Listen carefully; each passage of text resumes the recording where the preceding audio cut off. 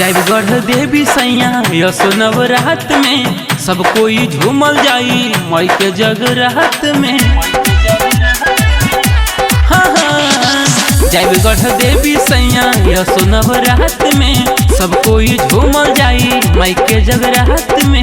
होई पूजाई भोर हरिया हो भोर हरिया गढ़वा बजरिया से जाके लिया लो ए राजा लाली चुनरिया हो। गढ़वा बजरिया से जाके लिया लो ए राजा लाली चुनरिया हो।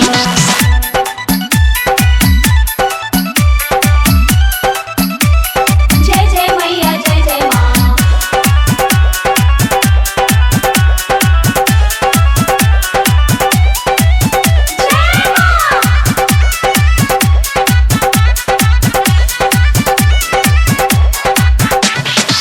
जाए तवार के कांडी बाजार से हमरा के कल साल याद ये राजा तू भूलिए जइब कि काम जो हुइए देव का कि काम जो हुइए देव का। जाए तवार के कांडी बाजार से हमरा के कल साल याद ये राजा तू भूलिए जइब कि काम जो हुइए देव का। पूजा के बीतल जाता बेरिया हो अरे बेरिया नगर बजरिया से जाके लिया लो ए राजा लाली चुनरिया हो। नगर बजरिया से जाके लिया लो ए राजा लाली चुनरिया हो। जय जय मैया जय जय माँ।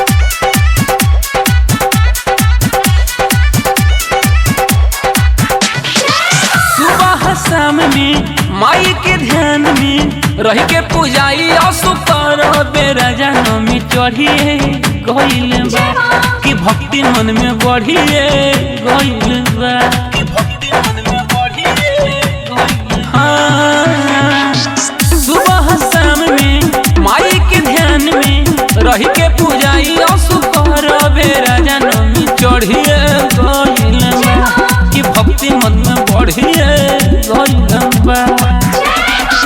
कर धनंजय जानी देरिया हो तू देरिया हो। गढ़वा बजरिया से जाके लिया लो ए राजा लाली चुनरिया हो। गढ़वा बजरिया से जाके लिया लो ए राजा लाली चुनरिया हो।